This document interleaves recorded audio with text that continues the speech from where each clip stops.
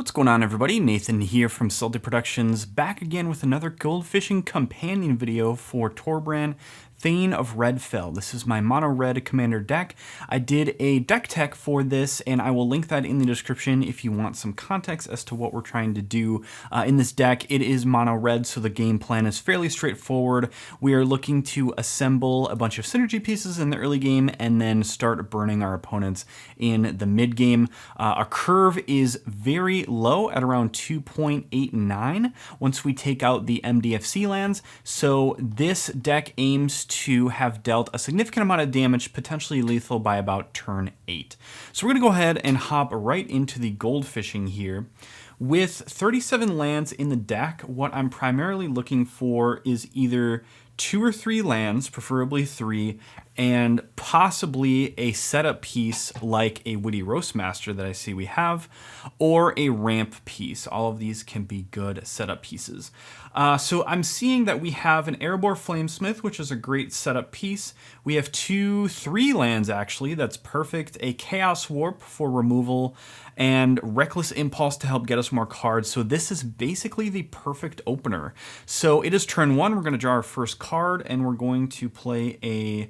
actually, I think holding on to the Valakut is probably a decent option here. So I think at the risk of potentially entering tapped later, we're going to play the Mountain for the turn and pass. Then we're going to play turn 2 Mountain, and we are going to then play, I think an Erebor Flamesmith is our best 2-drop in hand. So that says whenever you cast an instant sorcery spell, it deals 1 damage to each opponent, and we have plenty of instants and sorceries that I see here. Moving on to turn 3, we're going to drop another Mountain, and I think before we get fully set up with Torbran on board, the first thing we want to do is play a Witty Roastmaster in case we draw into a spell that creates creatures. So we'll go ahead and cast that. Then we'll go next. All right, Lightning Bolt for more removal here. So our removal is a plenty. For our turn 4, we're going to drop the War Room, and then I think we're going to play Torbran. Now, with Torbran on the field, its static effect will affect the Witty Roastmaster trigger, so this will then deal 3 damage to each opponent. So then we'll go next off of that. Now, at this point, we're probably drawing some attention at the table, so now is when we might need to use a Lightning Bolt or Chaos Warp for creatures that are now coming our way. So there's a couple of things we could do. If Torbran is still on the field, we can play a Jeska's Will. If Torbran has been removed at this point, what I would probably do is drop the Arcane Signet to help us ramp into another cast for Torbran. And then with our 3 mana remaining, probably do like a Chaos Warp or something like that, or maybe even a Reckless Impulse. So we haven't dropped our land for the turn, and we have the option of dropping a Valakut Stoneforge as land. However, we can potentially draw into another one. So I'm going to play as if Torbran is still in play. And so what I want to do is play a Reckless Impulse to Impulse draw 2. And here we hit 2 mountains, so that was a good play. So from there, Erebor Flamesmith will deal 3 damage to each opponent. We're going to play our Mountain for the turn, and these 2 are tapped with the Reckless Impulse. This will stay in exile until next turn, which I'll just leave it in the corner. So now we have 3 mana to play with, and I think what we would want to do is probably save the Jeska's Will at this point, and we would then, well, actually, Arcane Signet is not a bad play either, because that would still leave us up 2 mana. So I think what I'm going to actually do is play an Arcane Signet, and then using our remaining mana, we could either, well, we could effectively Lightning Bolt depending on what's on the board, so we're going to assume we do that and deal another 3 damage to each opponent. And we'll go next. Now, this Mountain is going to expire this turn, so we're going to play it. Now we have 1, 2, 3, 4, 5, 6, 7 cards in hand. Here's where, if Torbran is on the field, we absolutely go for Jeska's Will. However, if he isn't, we would probably cast the spell side of Valakut Stoneforge. So I'm going to assume that Torbran has been removed at this point, just because people tend to target him. So if we have 1, 2, 3, 4, 5, 6, 7, Torbran costs 6, we would probably recast Torbran, I'm thinking, to then deal 3 damage to each opponent again. 6, and then we would go next. And then if we then play another mountain, we have 8 mana, so then we would go Jessica's Will, assuming one of our opponents has 4 cards in their hand. I think that's pretty reasonable. So we'll exile the top 3 that we can then play, and we'll add 4 mana.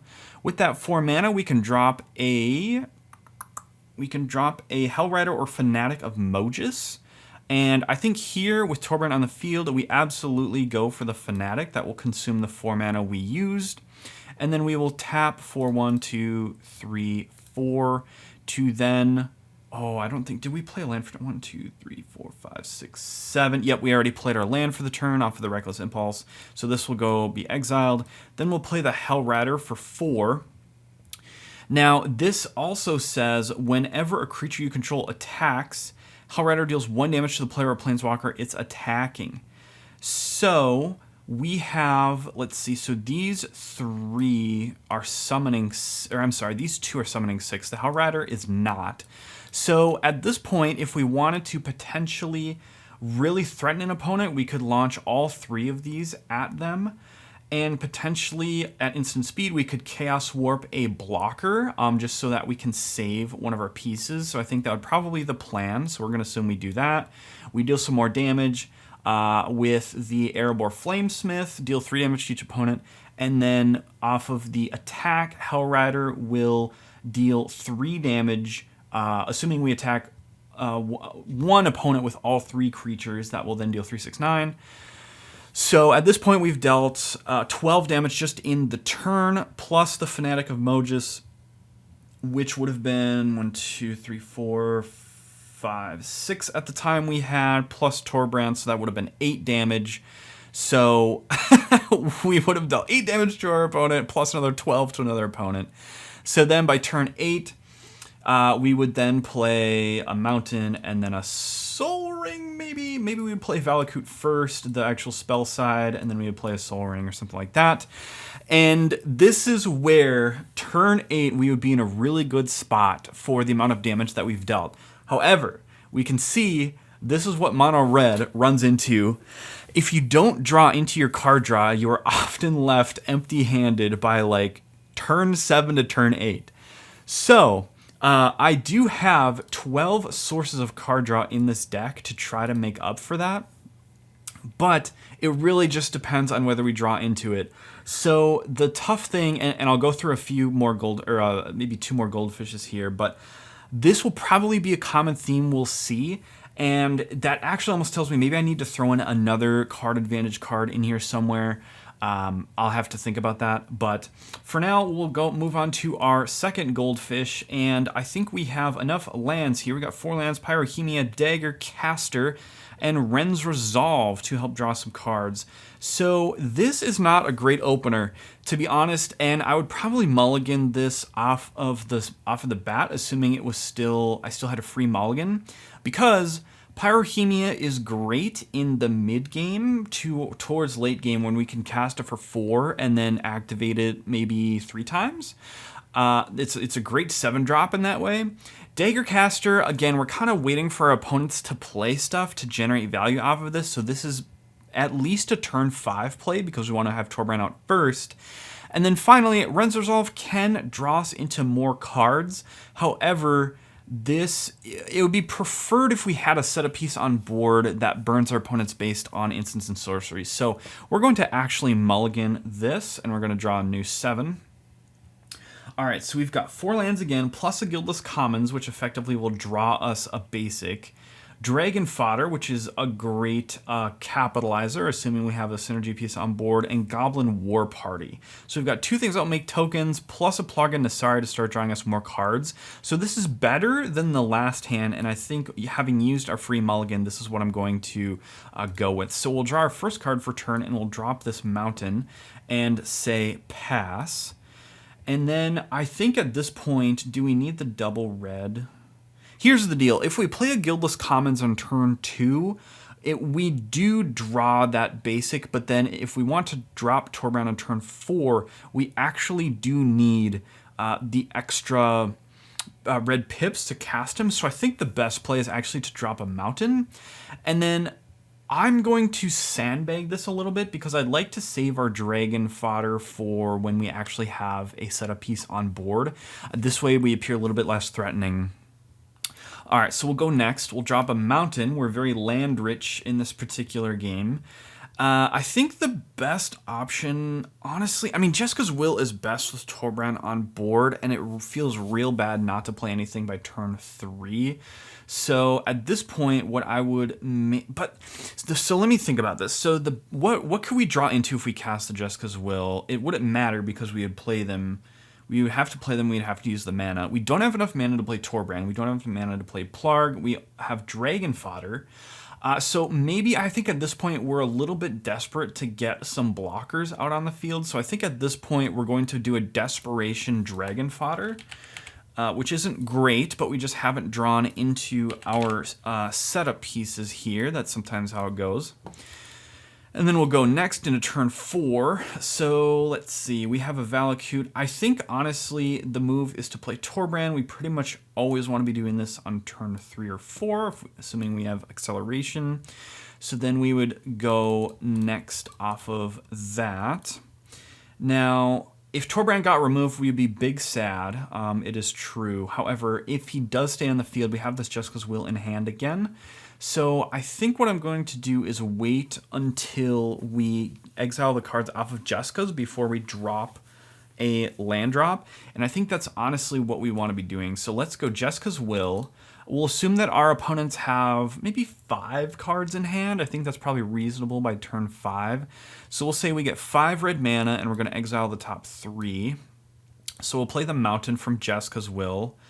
And we have 5 mana off of Jessica's Will, and then, so that means we have 7 to play with here. So, if there's a particularly scary thing on board, maybe the Chaos Warp, however, I think we do really need the ramp to start kind of, to not only cast Plug and Nasari next turn, but also cast a Valakut. Although Neheb sort of depends on the amount of damage that you deal, and we're not in a great position to start dealing damage. However, we have the Goblin Bombardment. So actually, that's actually not a bad idea because Goblin Bombardment will deal a minimum of 6. So at this point, I think what we do is we drop Neheb, then we drop the Goblin Bombardment. Chaos Warp will stay in exile. So that then will consume all 6 of our mana. Now the question is, with Neheb on the field now, do we sack the goblins to add red, to add effectively 6 red? So what can we do with 6 red? We can cast Plarg and Nasari, and we can cast potentially Goblin War Party next turn if we have 7. So we won't have 7 next turn, unfortunately. So I think now we really need to start drawing. So I think we're going to go Plarg and Nasari. We're going to sack the goblins. I'm sorry, so let's do this actually in the order that it would actually occur. We'll sack the goblins to the Goblin Bombardment. Assuming nobody has removed Torbran, we'll deal 6 damage to whichever opponent is most threatening, I suppose. Then with that 6 mana in our post-combat main phase, we would then drop a Plarg and Nasari. So then we would go next, and then assuming Plarg and Nasari is still here, we would exile, so each player exiles cards from the top of their library until they exile a non-land card. An opponent chooses a non-land card exile. This way you may cast up to 2 spells from among the others without paying their mana cost. So we would hit a Terror of the Peaks, which we will assume our opponents are going to exile because that's a very strong synergy piece. Now, the deal is that on average, I think we would probably hit 2 creatures and a spell, because I think that's just how most commander decks are built. They're built pretty creature heavy. So assuming we have 2 creatures on board, we'll just shoot. This card is going to be a stand-in for our opponent's creatures. So we're going to cast both creatures, and we're just going to assume they're, I don't know, generic 1/1s. Then we're going to cast a spell, and I don't think the spell will trigger anything, so that's not going to matter. The reason why I kind of mention that is if we had a synergy piece on board, it would help to start dealing damage to our opponents. So now we do have more Goblin Bombardment activations that we can use to then sack creatures to then start adding mana next turn. or I'm sorry, in our post-combat main phase. So I think that's probably what we would do. So let's do this, actually. So in our first main phase, we're going to keep that on the back burner for the moment. The question is, what do we want? What do we want to dig for with Valakut Stoneforge? We already have enough lands. I think we have enough lands to basically go off at this point, especially with Neheb. So I don't think these lands are really doing much in our hand. Molten Birth is not doing very much, although it does help with Goblin Bombardment and Goblin War Party. So we can pitch these to try to find a setup piece. However, we pretty much have the setup piece with the Goblin Bombardment already. So with a total of, let's see, it's turn 6, so we still have a land drop. So we could have 6 mana at our disposal. We could play the Goblin War Party, or we could play Molten Birth. And I think maybe even what we might want to do is play the Molten Birth and then cast Valakut for its spell side to then pitch the rest of these. So I think that's what we're going to do. We're going to flip a coin. How is the best way to do this? We're just going to flip a coin. We're going to say heads is success, tails is failure. And we get a tails. So this does not go back to our hand. So that will make us 2 elementals. So we're going to create those elementals. All right. So we got some good stuff cooking here on turn 6. So that's just more fodder to potentially fuel our Neheb in our post-combat main phase. So then what we would do is we would then, I think, drop our land. Do we want to drop the land or actually use it as another card to fuel Valakut? I think we probably want to play it while we have the mana, because if Neheb is removed, that would put us in a really bad spot. So I think we would drop the land. Then, so that cost, let me see, what did we pay? 3 mana for the Molten Birth. Then we're going to use, so first we'll go to combat. We won't have any combat, no profitable attacks. Then, as we are ready to move to our post-combat main phase, just to ensure that Neheb, would trigger, or we would wait until the last moment, we would then activate Goblin Bombardment, let's say 4 times, perhaps? So we would go, we would sack this, depending on what they are as well. You know, if it's a Galta, we might just leave that on the field. We would probably, honestly, do we want to save some mana for next turn? I think that's probably not a bad idea because we're already at 6 mana now. So let's actually go all in. Fuck it. We're mono red. We go balls to the wall.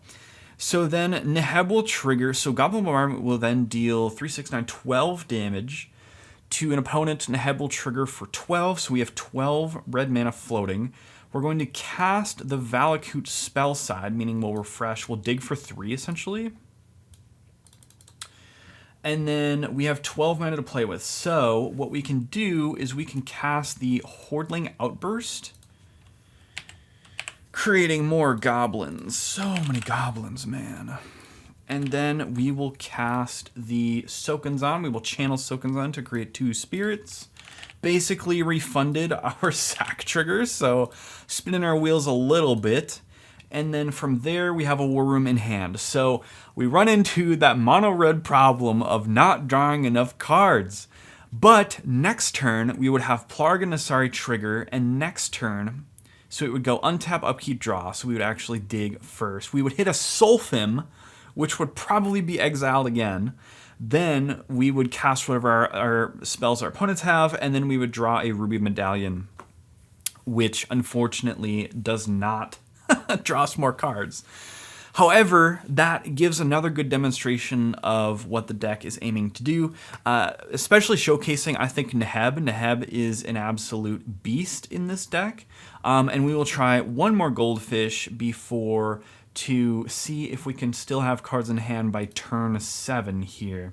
So let's see, we have a ramp piece, a land, ramp, flex piece, protection, late game burn, and then another land. So I think we can definitely roll with this off of only 2 lands. So let's go ahead and draw our first card for the turn, hitting a Sokenzan, which is awesome. So we're going to play the Mountain for turn 1, pass. Then we can save the Shatter Skull for the spell side. I think what I would maybe do here is probably just the Sokenzan. So I think we're going to go there, and then we're going to tap for 2 for Arcane Signet.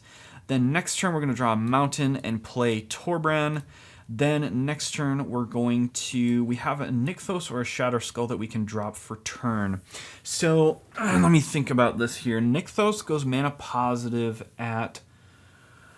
so it's mana neutral, aka adds 1 mana at 3 devotion. So right now it would tap for 3 red. So it's basically a normal land at this point in time. So I think we want to probably just cast Nykthos. And then from there, we're going to assume that somebody has already tried to remove Torbran, so we're just going to put Deflecting Swat in the graveyard, having used that. So we have 5 mana and no setup pieces, unfortunately. So here is where I think we would want to go for Jeska's Will or Dockside. I think we go Jeska's Will first. And then depending on what our opponents would have, we would maybe cast the Dockside. So Fiery Confluence as well can just inflict a lot of damage. If our opponents already have a ton of creatures on board, at this point maybe we would cast the Fiery Confluence. And honestly, with Torbran out, this will deal a total of 12 damage, although that will immediately make us pull aggro. So I think at this point what we want to be doing is get a setup piece first so that we're not pulling a ton of aggro right away.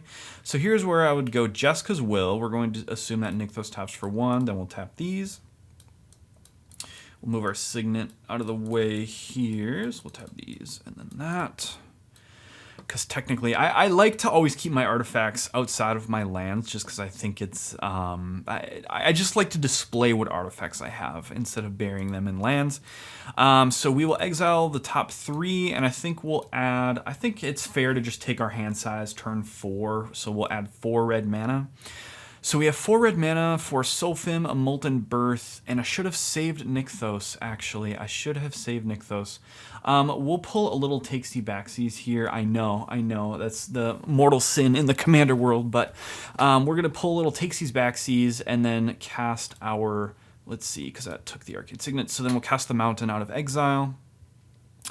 And then this will go to graveyard. So what do we want? I think we want just more setup pieces because with the Sulfim plus a Fiery Confluence plus Torbran, that's a ton of damage.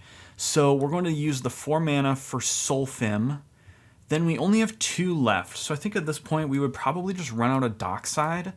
And I don't anticipate in a casual pod Dockside would make many treasures at this point. If we assume 3, we would play the Molten Birth, but I'm just going to assume 2 to keep it reasonable, so I'm just going to assume that we don't have the mana to cast Molten Birth, so this will just be exiled. So we'll assume that we made 2 treasures to keep it somewhat reasonable here. Bank this mana for next turn.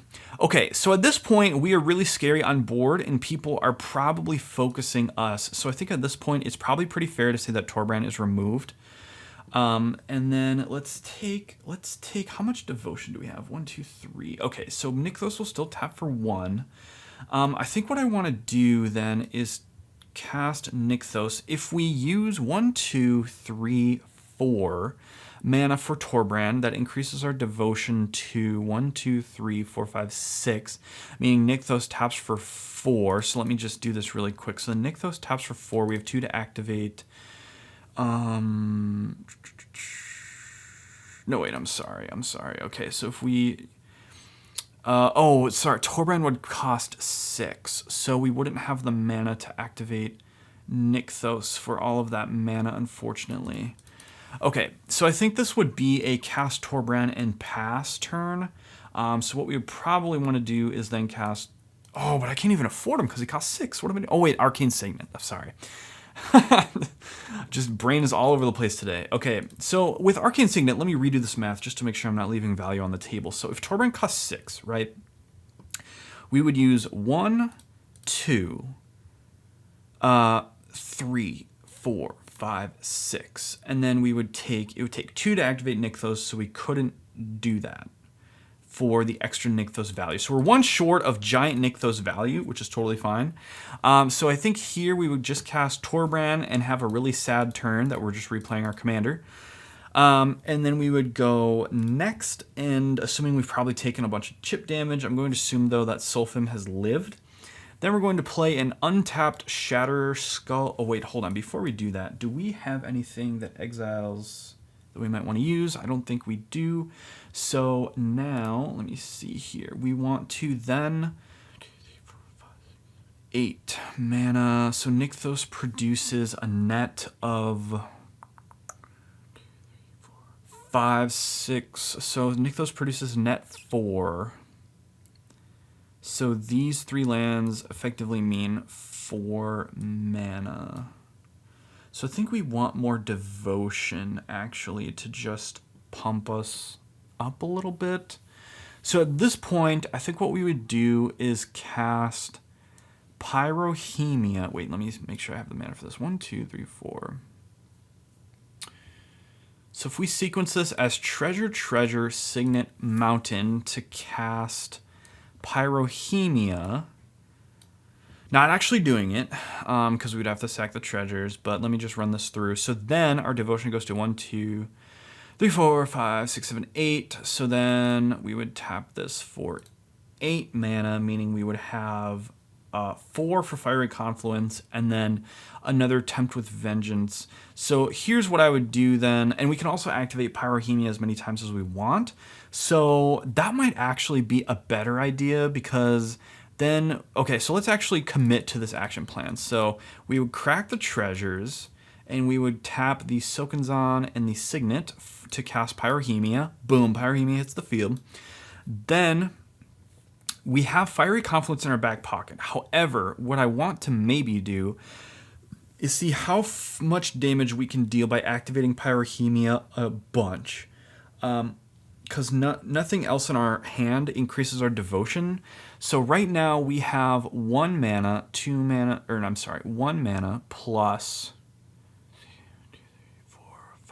7, 8. So this taps for 8. So we have 9 mana essentially to activate Pyrohemia. So then I would activate Pyrohemia 9 times to deal 27 to each opponent. Oh no, I'm sorry. It would be multiplied by Solfim. So the opponents control the order in which the replacement effects are triggered.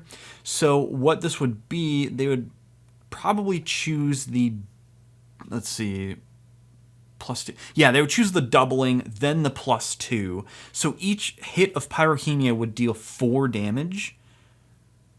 And this notably is not increased for us. So we would only take 1 off of each Pyrohemia trigger. So I would deal then, what's 9 times 4? 36 damage to each opponent. And we would only take 9 by turn 6. Dang. That is some great mono red good stuff. And then next turn, assuming we still survived, or maybe somebody has a life gain deck, we would then cast Fiery Confluence for a just giant amount of damage and call it a game. So again, dominant burn by turn 6 to turn 8. That's really when I like to sort of have my decks wrap up the game, sort of targeting that 7 to 8 power level. So I think this example or demonstration gave us a good idea of what this Torbran deck is aiming to do. Unfortunately, I think we only really hit a lot of the synergy pieces in the first game because those setup pieces are just so important.